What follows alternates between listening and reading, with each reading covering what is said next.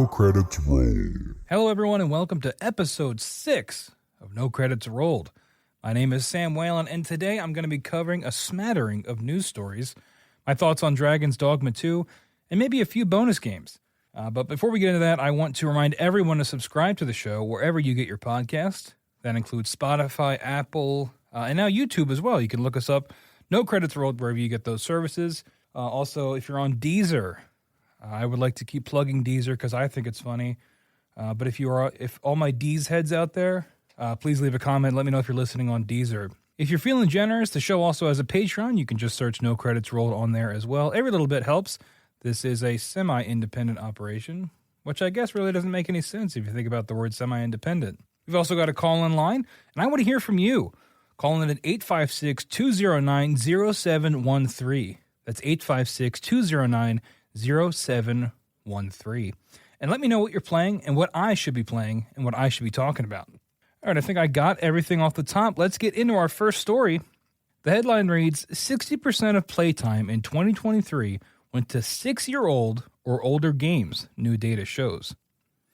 This comes from Kotaku, as well as a research firm called Newzoo. The story is from Zach Zuizen. I think that's right. Zach, if you're listening to this, I apologize if I mispronounced your name. But he says, quote, Newzoo's data shows that just 66 titles accounted for 80% of all playtime in 2023. And 60% of that playtime was spent in games that are 6 years or older. In fact, in 2023, 5 old games, Fortnite, Roblox, League of Legends, Minecraft, and GTA 5 accounted for 27% of all playtime in the year. That's about a quarter for all you math heads out there. Of the 23% of playtime spent in 2023 on new games, which are defined, new here is being defined as 2 years or younger, more than half was spent in big annual sequels like the latest Madden or NBA game. And this last part is what really made me want to talk about this on the show. Zach says, quote, only 8% of video game playtime was spent on new, non-annual titles like Diablo 4 and Baldur's Gate 3. 8% on new games. And again, for the purposes of this research, new is being classified as 2 years or younger, which isn't even really new if you think about it, at least by my standards. But 8% of playtime spent on these new games. So what do we do with that data, right? What does that data make you think of? For me, it shows how difficult it is for new games to break out and remain relevant.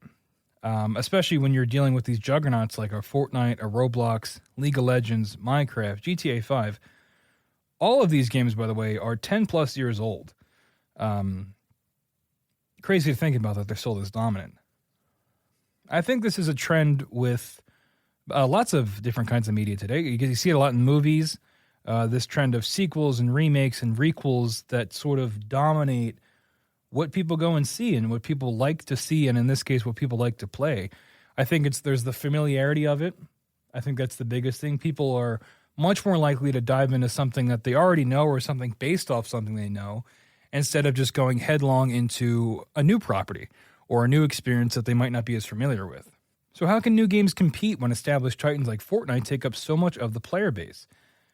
It's tough, right? I mean, I'm not a game developer, but I imagine it's got to be extremely tough if you're making a new game and you're gunning for that 8% of the player base. You know, that's a very small margin of the player base, and there's a lot of new games that come out every year. And again, for this research, new is 2 years or younger, so we're going back to 2022.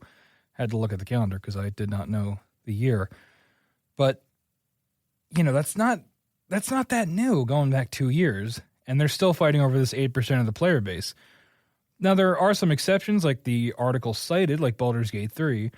And what makes something like a Baldur's Gate 3 break out and capture so many gamers, right? What makes it such a presence in the public discussion that allows it to kind of defy this data and kind of have its own voice and its own moment in the gaming space? In my opinion, I think a lot of this comes down to what kind of gamer you are. And I know it's kind of cringe to use the word gamer, but I'm gonna. I think a lot of people are very casual gamers, and I don't mean that as an insult.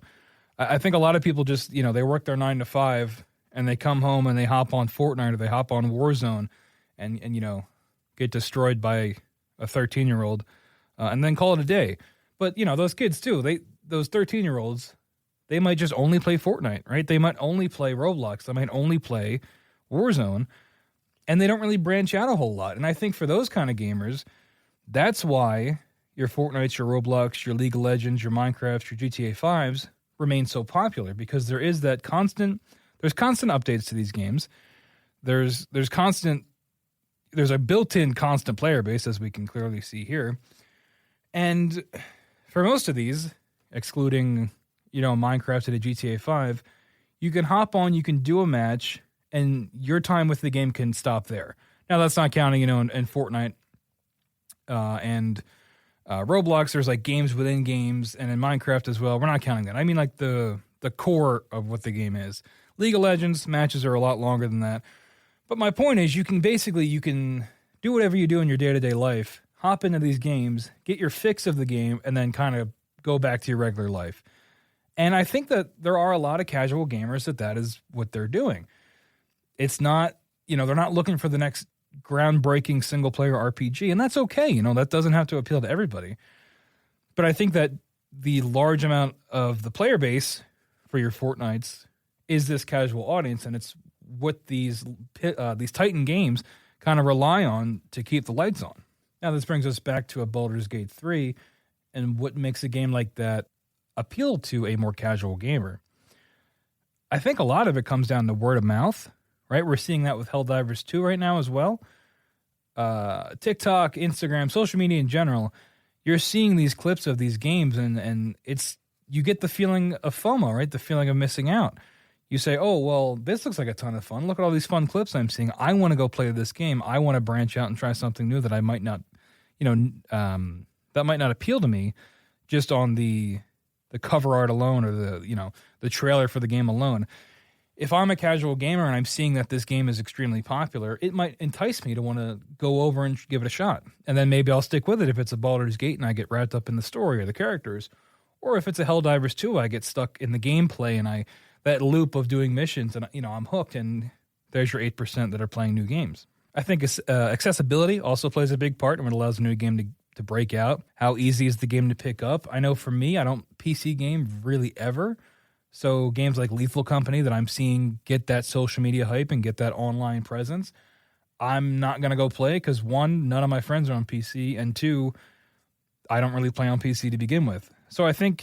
So when I'm saying accessibility, I guess I more so mean availability. How easy is the game to pick up and purchase? What's the price point, right? Because if you're talking about a $70 game, someone that might not play your single-player epics, it might be a tough sell for them to slap down $70+ on a game they might not even like. It's easier to get something that's free to play, like a Fortnite or a Roblox or League. Minecraft's always on sale. GTA 5 is on sale a lot too. So the barrier to entry in terms of a price point for those very popular old games, quote-unquote old games, is a lot lower based on that as well. You're taking a lot more of a leap of faith with your $70 on a new game that you might not like, and return policies nowadays are extremely fickle, so you might just be stuck with it. This data also ties into a topic we covered, 2 episodes ago, I think, talking about live service games. Of these 5 old games that are 27% of playtime, Fortnite, Roblox, League, GTA 5, those are all live service games. I don't know if you'd count Minecraft as a live service game because you can just do single-player stuff and that you don't necessarily have to do online stuff. But Fortnite, Roblox, League, and GTA, those are all live service games that are ridiculously successful and ridiculously profitable. So I think that speaks to, from a company standpoint, from a brand standpoint, the benefits of a live service game and what all these various companies want when they make a live service game. They want it to become a household name that 10 years down the line, people are still playing and still making up more than a quarter of gamers' playtime. Unfortunately, that diamond in the rough that a lot of companies are looking for is a lot harder nowadays to get to than it was back when Fortnite came out. Back when League started. I don't even know when that was. I don't play League, but probably a long time ago. It's tough to make that breakout hit. One that comes to mind for me is Apex Legends. When that game came out, it had the backing of Respawn, the folks that, like myself, that were Titanfall fans, working some of those mechanics into a live service battle royale is kind of what made it have some staying power. But for every Apex, there's, a Suicide Squad Kill the Justice League, or what's another terrible example? I was playing this game called Hawked, Hawked. That's like it's like an extraction shooter where you're underground. The servers are still on, but it's not really getting a lot of hype. I mean, for every Apex, there's a dozen other live service games that are going to fail. So it's like the definition of feast or famine when it comes to these live service games. And I really think that these 5 Titans that we're talking about here that are live service are very much the exception and not the rule. But I think companies see dollar signs and they want to take their stab at it without really giving the proper foundation for what these live service games need to have a successful launch and to have the staying power to make people want to continue to play them. I think a lot of the time, companies just want that instant hit, that instant gratification, and that instant profit, of course, but they don't really think of it particularly far ahead. I mean, sure, you might get a content roadmap, right? I mean, shout out Marvel's Avengers. I reinstalled that the other day and played a little bit of it just because I love that game so much. But that game had a content roadmap that ended up being a detriment to the game itself because they had to keep moving deadlines and they had to keep, reworking what the content map was. And that's the surefire way to kill your live service game, because if you set up this roadmap where there are dates to hit and you don't hit those dates, people are going to fall off because there's no new content and there's no reason to keep coming back to this game. We get into the discussion of crunch, right, where it's something like a Fortnite. I don't remember. I don't have the details in front of me, but I remember there was a crunch story about that. And when you play Fortnite and they're pumping out new content every 2 weeks, whether that be unvaulting items or putting new things in or changing up the gameplay, it's a juggernaut for Epic, so they can dedicate the resources and the time to that. But there is an element of crunch to that where you have to keep feeding the beast. So on one hand, you've got the content roadmap that could, be your death knell if you don't end up following it. But then you don't want to overwork your workers to the point that they're crunching to keep up with the live service trend. And that's not even mentioning the development teams that work on these live service games that might get shut down within a month of their release. Rest in peace, Knockout City. I've mentioned that before, but that was a great game, in my opinion, that had a lot of potential. That it did get content updates, but I think the player base just fell off. And for me personally, me and my friends, we stopped playing because people just got way better than us, and we were just getting destroyed in every lobby. And I could do a whole show on MMR and how your skill-based matchmaking and my thoughts on that, and maybe I will if I'm desperate for topics. That's not really the live service game's fault. All live service games and all multiplayer games are going to have skill-based matchmaking. But again, that's another show. But I want to know, are you playing any of the games I mentioned today? Are you a Fortnite fan? Are you into Roblox? I know my friends and I tried Roblox once. It was a lot, and we couldn't really figure it out. But it does have an update like every week on PS5, so I'm sure they're adding new content. But yeah, let me know if you're playing any of these games. Are you in that 8% that's branching out and playing new games, or are you more of the casual gamer that's playing the same 2 or 3 multiplayer shooters and then hopping off for the day? Let me know. We're going to take a quick break, and when we come back, we're going to get into some more of the news. You're listening to No Credits Rolled. All right, and we're back on No Credits Rolled. We just got done talking about some data from Newzoo about what people are playing. But now in this next segment, I decided to call it the News Roundup. I was going to make a cool jingle, but I ran out of time. So just imagine like a cool Old West cowboy song here for the News Roundup. Maybe I had some whip sound effects that I was pretty proud of, some cracking, some horse galloping. But that didn't make it to air. Maybe one day, though. Anyway, so our first story here comes from IGN, Rebecca Valentine over at IGN. She's a fantastic reporter, but it's about the KOTOR remake, Knights of the Old Republic. For all my Star Wars fans out there, I know this one probably makes you cringe because we've been teased with this KOTOR remake for a long time now, and I thought it was dead for sure. I thought we weren't going to see any more of it, but alas, Rebecca Valentine over at IGN doing the Lord's work. She actually interviewed Saber Interactive CEO Matthew Karch, Karch.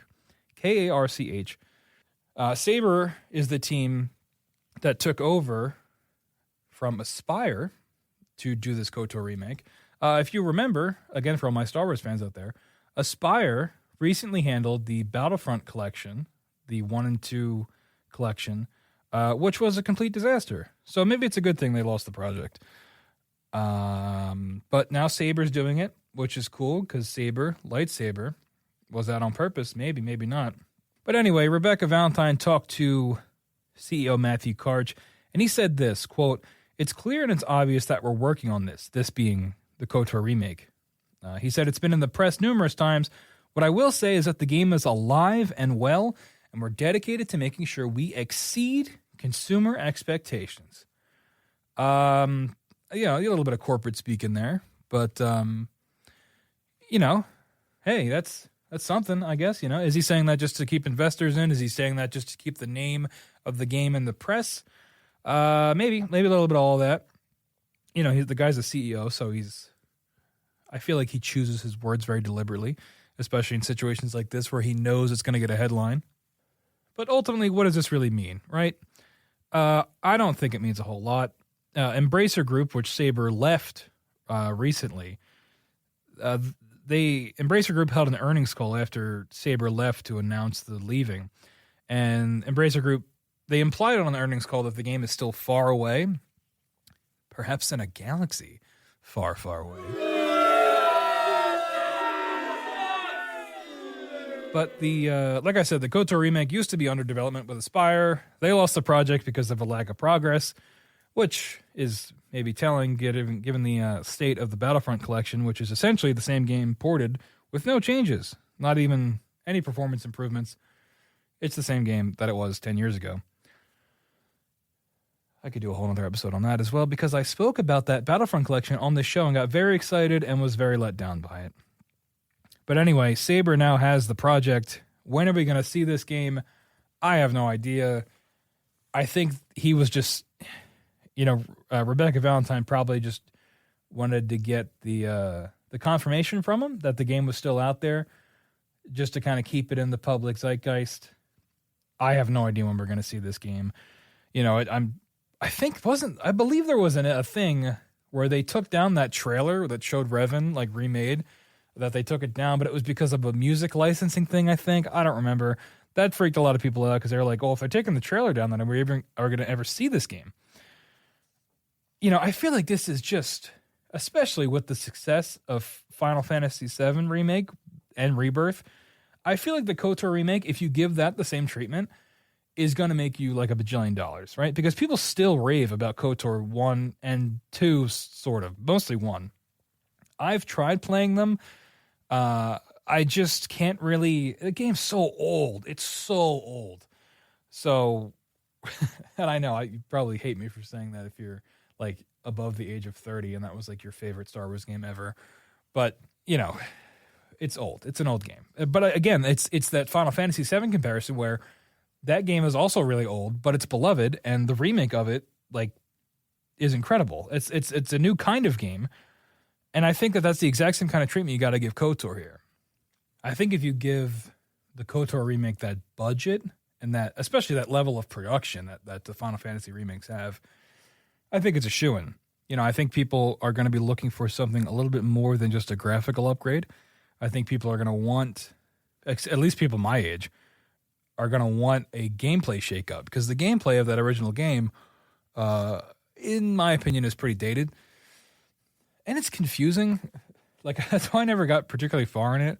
I think if you do something, again, the Final Fantasy comparison, how they changed up and made that a little more active, a little bit more involved, I think it could, have a lot more mass market appeal. And it's Star Wars, so you've already got a huge audience built in there. So we'll see where this goes. Like I said, I doubt we're going to hear anything about it anytime soon.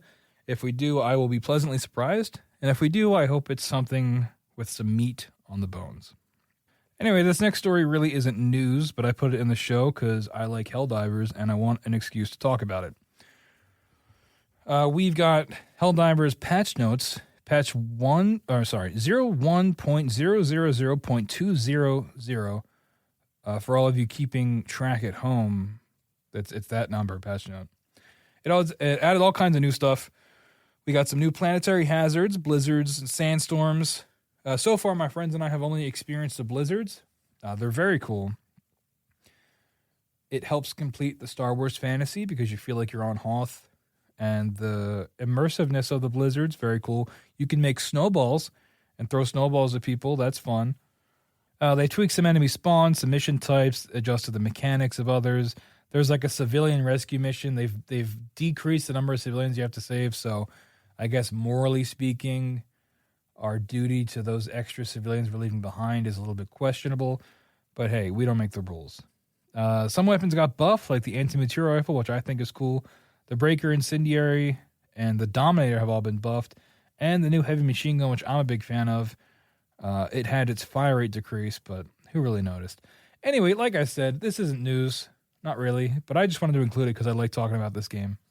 If you want more of my thoughts on it, you can listen to last week's episode where my pal Joe and I talked about it for about 30 minutes-ish.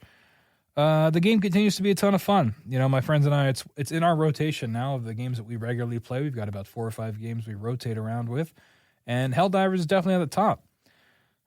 It's still a ton of fun, and every patch, you know, it's something to look forward to. And I haven't really had that experience with the game in a while. I would say maybe back when we were deep in Fortnite and we were checking the patches that, you know, every time they came out to see what new weapons were added. We're back there. You know, we're back there with Helldivers 2 and everything they add and every change they make, and finding it out in real time is a lot of fun. You know, not necessarily reading the patch notes before you do a couple matches, but then discovering that, oh, there's blizzards now, or there's this new environment you can play in. And it creates a sense of discovery that I think a lot of games that we, at least my friends and I play, are lacking. You know, we play Apex, we play Siege. We know, for the most part, what we're getting into.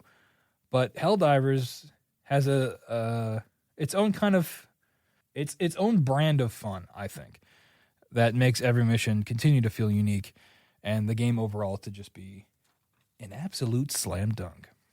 Oh, there have also been teases of robot spaceships. I think those might be in the game. I don't know. But that looked cool. I hope they let us fly spaceships. There was also the very serious reclaiming of Malevelon Creek. There's a whole backstory to that I missed out on initially, but the collective we, have regained Malevelon Creek, and everybody got a cape for it. And it's things like that really contribute to the community feeling of this game. You know, everybody was wondering if they were going to do some kind of April Fool's joke for Helldivers 2, but instead there was this big push to everyone, for all the troopers, or all the players, troopers, you know, who can really tell anymore, to regain these couple planets. And I think the time was 24 hours to do it, but the player base did it in 5, which is pretty cool. And then everybody got a commemorative, you know, cosmetic cape to commemorate the event. I don't know. I think stuff like that is cool. It brings me back to when I used to play Star Wars: The Old Republic online, an MMO. But it's that sense of community, really. And I really don't feel that in a whole lot of other games. So, Helldivers 2, go check it out if you haven't already. All right, we're going to take another break. And when we come back, we're going to get into the review portion of the show, where I'm going to be talking about Dragon's Dogma 2. We'll be right back.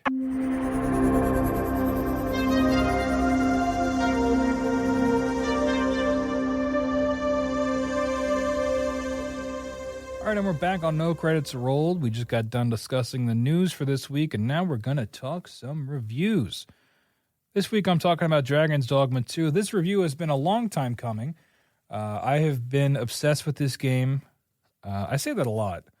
But when a game captures my imagination and really captures my time, I think it's especially worth talking about on this show. But Dragon's Dogma 2 is a fantasy action RPG coming from Capcom, developed and published by Capcom. It's using the RE engine, which kind of looks good sometimes. I'll get more into that in a second. The game isn't perfect. It's captured my attention since it came out a couple weeks ago. Whenever I'm not online with my friends, this is the game I've been going to. Whenever I'm not in the multiplayer space, I'm booting up Dragon's Dogma 2 and I'm running around. I'm maybe doing a side quest or just existing in this world because it's just so much fun. My top level thoughts on Dragon's Dogma 2. The game is a lot of fun, but it's not without its flaws. It's not a game I can recommend to everyone, but if you can power through the more obtuse aspects of it, the gameplay and the world is where Dragon's Dogma 2 really shines. Some positives I have here. Overall, there's like two big positives that I want to highlight. The world is very immersive and feels very lived in and dynamic. I think that's the best way to describe it. There's a lot of dynamic moments that can happen throughout regular gameplay. For example, the fast travel in the game kind of works where you take these ox carts, these carriages that ride from city to city, and you have the option to ride in real time, but I wouldn't recommend that. You can doze off, which is essentially skipping time, and your character will just wake up in the next whatever the destination is. But along the way, you can be attacked. You can be attacked by bandits or goblins or griffins or trolls or whatever, and you have to fight those things off. So, and these encounters are completely dynamic. They're not staged. I don't know how they did it, honestly. Everything in the world has its own pattern of existing. And when these patterns overlap, you get these really cool dynamic moments. One example of that is the ox carts, where you wake up and you suddenly have to fight an ogre. You get back on the cart, go to your destination. But while you're fighting that ogre, some goblins might show up, or another group of heroes might show up they're all NPCs. It's not a multiplayer game. But this other troop of adventurers might show up and join in and help you fight. And then after the fact, you can hire some of those people to join your party. They're called pawns, which is a little dystopian, but they're called pawns and they can join your party as NPCs and help you out. There's, the different classes, which I'll get to in a second, but it's moments like that really stand out for me. For example, I was fighting a griffin, like a big bird monster thing. And then a troll showed up and I was like, well, this is going to be tough to fight both. Then they started fighting each other. So I just ran away and I was like, oh, well, that deals with itself. Time passes in real time. So if you go to an inn and rest like 5 times in a row, all the food in your inventory will rot and you just can't eat any of it. Different NPCs in cities will go about their daily lives, whether that be a merchant or if, I've got a quest right now where I have to tail this beggar, this like homeless guy, but he walks a specific route during the day before he posts up where he does his show, like his little act, I guess, where you have to meet him. So I'm like waiting all day for him to show up to the spot, and I'm still waiting. And as the time goes by, and I'm just sitting on this bench waiting for this guy to show up because it's the pattern he does in his daily life. The combat is the other big standout of the game. I'm playing as a warrior, which is an extra class you get in the game. I think the initial classes, they're called vocations, but they're basically classes.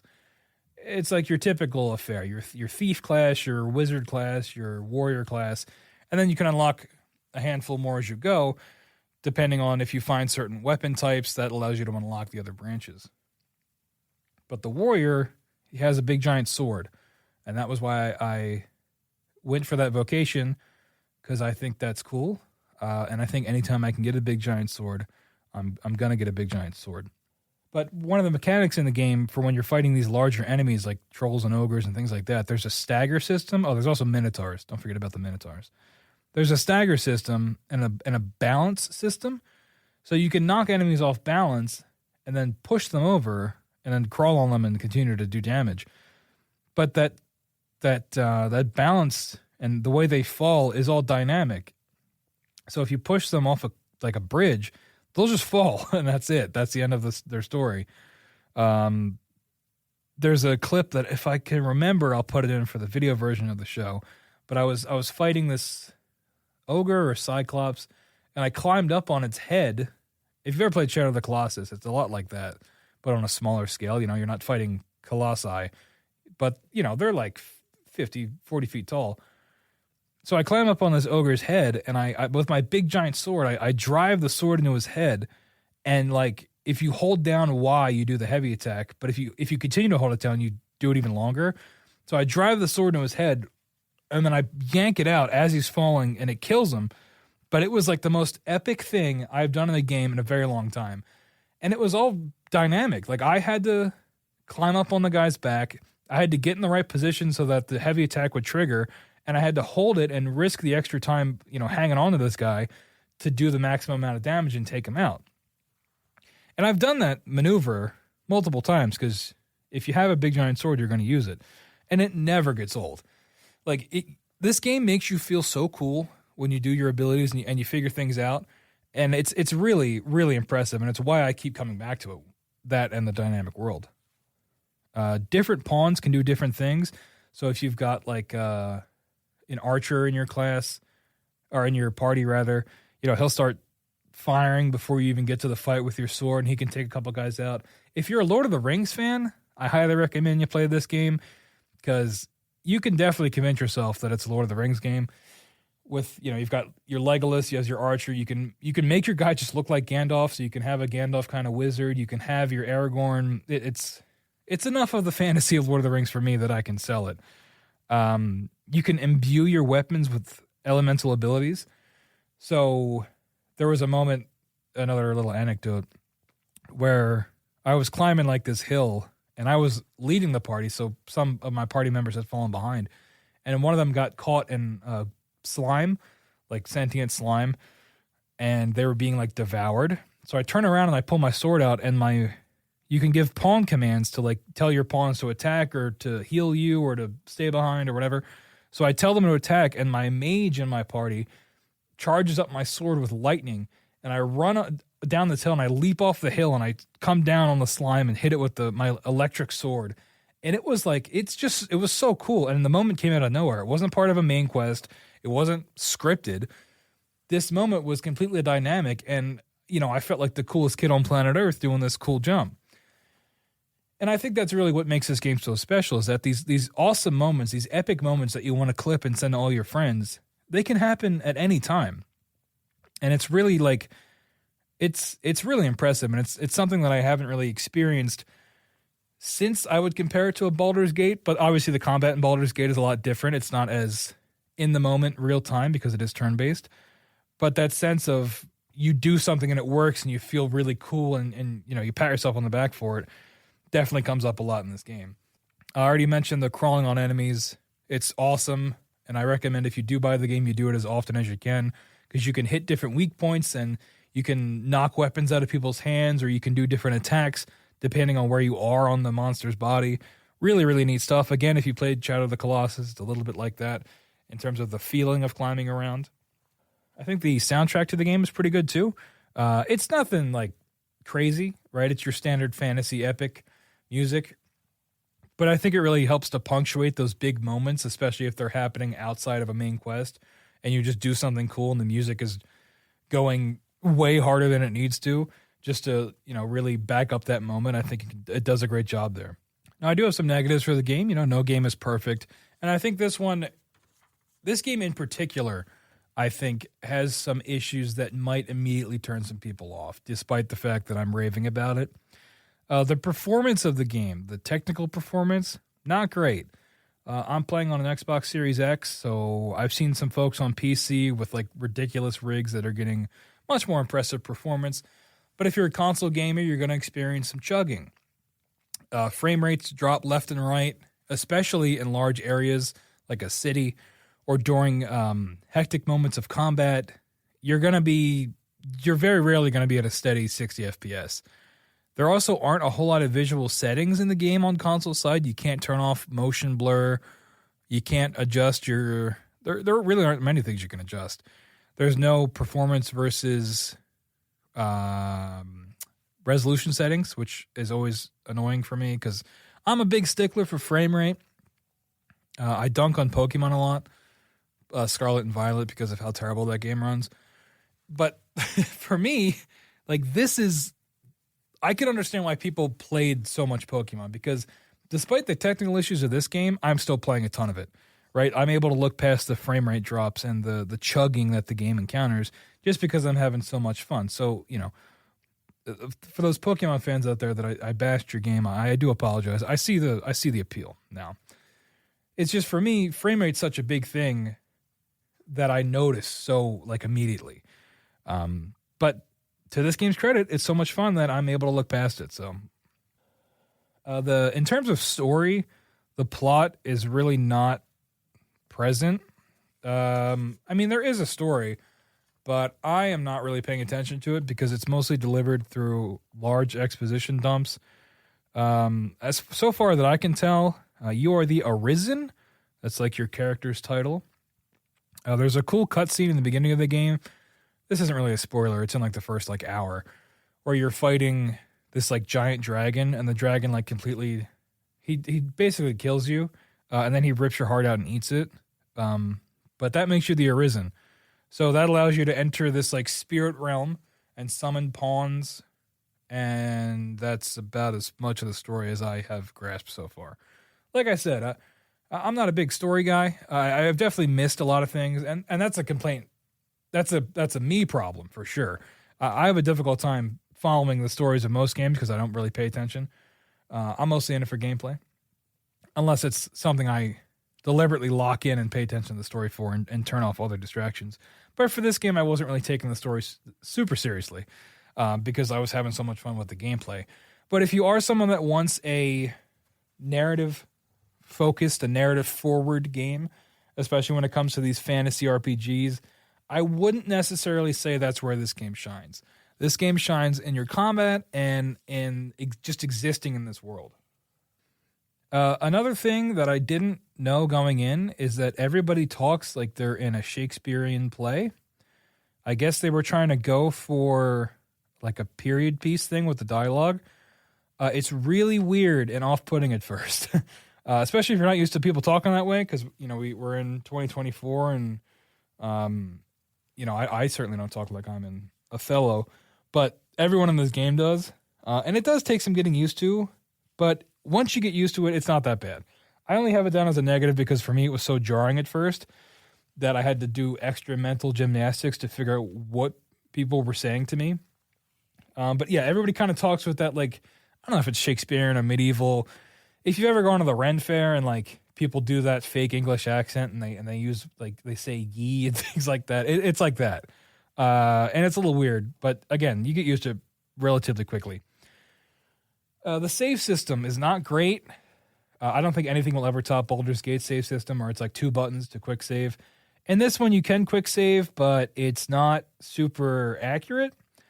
You know, it's not, I quick save right before I do this fight. I go into the fight, I die, I get a party wipe, I can immediately reload to that point. It's a little bit looser with where that save point's actually going to restore you.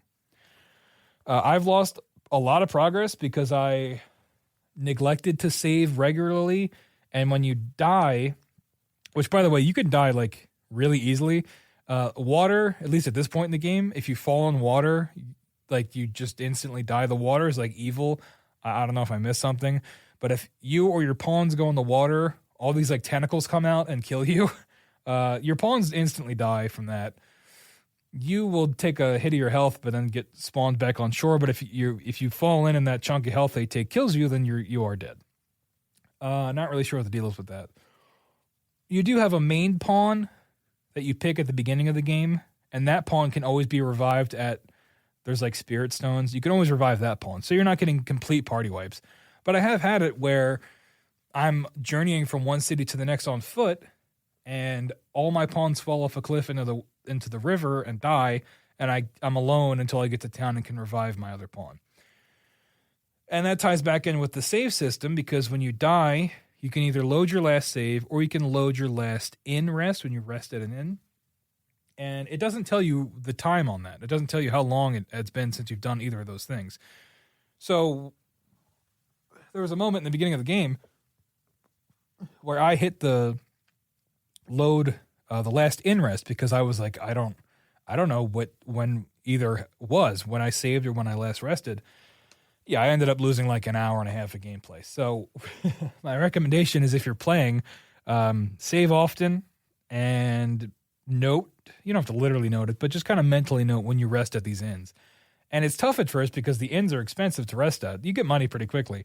But in the beginning of the game, you're not always able to rest at an inn because it's like 2,000 gold, which you don't have that kind of money in the beginning of the game. I think it would be a pretty easy fix if they just added times. Like if they said this was the time you last saved versus this was the time you last rested at an inn. Seems like a pretty easy fix. And if you listen to other reviews about this game, there is a PS3, an Xbox 360-ness about this game that is tough to describe. If you played the original Dragon's Dogma, which I played a little bit of it, this sequel, like 10 years later, feels like it could have came out relatively recently after the first game. Aspects of this game feel old, but like, I don't know if it's a bad thing.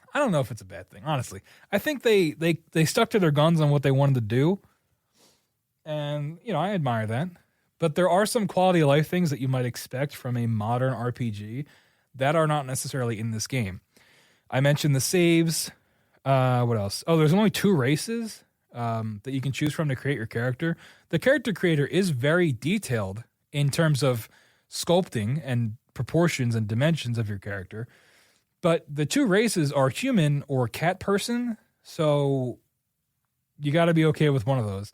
I went with a cat person just because I thought he looked cool. I made him like a lion man. But like, it's crazy to me that those are the 2 choices. It's like were there cat people on, like not literally cat people on the development team, but people that just liked cats and were like, we're sticking to this. We're putting cat people in this game. I don't know. It's very strange. But those are your choices. And maybe there's a lore reason. I think people like discriminate against the cat people. I've noticed some dialogue about that. Again, not really paying attention to that. That's my fault. But if you want to play as like an elf, there are elves in the game. I've met some, but you can't make your character one. So I don't know. That's a little weird. And that's one of those things that makes it feel a little bit dated. And then, the frame rate is also what makes it feel dated because, 30 FPS is bringing me back to 2012. But if you're a fantasy action fan and you've got a tolerance to learn the game's mechanics, which they do take some getting used to, and it does take a little bit to find your flow in this game, I think the payoff is very much worth it. It's always nice to feel cool in a game, and you can feel cool in this game pretty regularly. The game can also make you feel like a moron. If you try to do something cool and like completely fall on your face, like there have been multiple times where I've tried to crawl on an ogre or something, crawl up on it, and I leap off and I try to do this big attack, and I completely whiff and just faceplant and take a chunk of my health off because I just hit the ground. Just yesterday when I was playing, you can knock large enemies across destroyed bridges and use them as a bridge to get across, which was very cool the first time I discovered that. So I knocked this ogre across this destroyed bridge, and I'm trying to get my party across so we can cross this river, and my pawns continue to attack the ogre, so the ogre falls and everybody dies because we fell in the river. So kind of a cool moment for a second there, and then the game's not the game's not perfect, and there is that little bit of jank to it, which I discovered the hard way. But let me know if you're playing Dragon's Dogma 2. Does it appeal to you? If you have played it, let me know what you think. But those are my thoughts on the game. I hope they were satisfactory. All right, really quickly, I wasn't sure I was going to include this, but it's something I'm having a lot of fun with. So we're going to talk about Marvel Snap again, everybody. I'm desperately waiting for that sponsorship. I'm sure the check is in the mail. But it's a new season of Marvel Snap, dropped just a couple days ago at the time of recording. The season actually snuck up on me. I didn't know what was happening. Usually I check and see how much time is left in the current season, but this one kind of just came out of nowhere. It's Thunderbolts themed if you're a Marvel fan. I think that Thunderbolts movie's coming out eventually. I don't know. But the season pass card is Baron Zemo, who if you watch the Winter Soldier show, Falcon Winter Soldier, he's in that. It's like not the same guy, but same name, I guess. You can also get Red Hulk now. And I'm only mentioning this because Red Hulk was one of my favorite characters when I got into comics. That Greg Pak Incredible Hulk run got me into comics. And 13-year-old Sam thought Red Hulk was cool because he had a gun. I stand by that, by the way. It was cool. And he's like Green Hulk, but he's red. So pretty neat. Anyway, Red Hulk, he's a counter for one of the more popular decks in the game, the High Evo Hulk deck. If you play Marvel Snap, you know what I'm talking about. But it's refreshing to kind of get that I know Second Dinner, when they talk about developing for this game and releasing new cards, they always talk about release valves, right? If there's a mechanic in the game that some players find frustrating or that's becoming too dominant, they like to put a release valve in the game to kind of offer a little bit of a counter for that, maybe that annoying mechanic. And that's what Red Hulk is here. So I'm really looking forward to this season. I'm back in. I've been playing a lot more. I took a little bit of a break a couple seasons ago, but I'm playing at least once a day now. And I'm having a lot of fun. I think Zemo's ability, he allows you to recruit cards from the enemy deck so you can steal cards from them and play them. I think it's kind of a new archetype that's a lot of fun. And like I said, again, the game is free. If you have any interest in Marvel or card games or anything, considering it's a free mobile game, it is very lightly monetized. Now, there is a shop with lots of egregious bundles you can buy, but you're not getting a pop-up ad. You're not getting banner ads. I think it's very tame when it comes to a mobile game. But it's one of my favorite games, and I'm going to keep bringing it up on the show whenever I feel like it. But yeah, let me know if you're playing Marvel Snap, if I've convinced any of you to come over and play the game. It's a ton of fun, and I think it's got ever more potential that it continues to realize. But anyway, that's going to wrap things up for episode 6 of No Credits Rolled. Thanks so much for watching. I just want to remind everyone you can email questions or comments to nocreditsrolled@gmail.com. That's nocreditsrolled@gmail.com. Like I said at the top of the show, we've got a call-in line.